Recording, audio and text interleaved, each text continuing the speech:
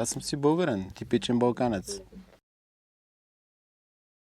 Тук съм си вкъщи. Всъщност, за времето, което живеех в Англия, разбрах, че има как да постигна същите неща, но просто зад гърба ми да стои моята държава.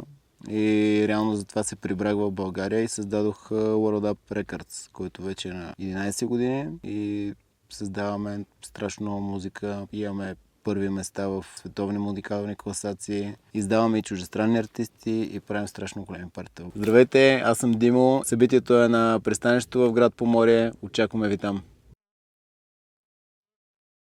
Работя с екипа около фестивала от доста години. Правили сме 3 пъти кораб, парти на кораб и всеки път е много яко.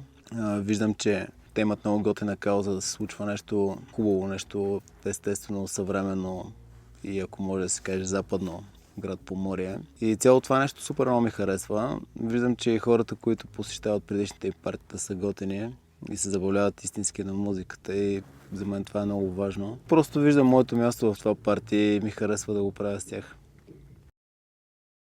Всичко се прави тук, около моите тракове, от начало до край. Обикновено всяка идея се ражда от някаква емоция. Най-яко е, когато това се породи след нещо голямо, някакво събитие, партии и след това се взима цялата енергия и се влага в нов трак.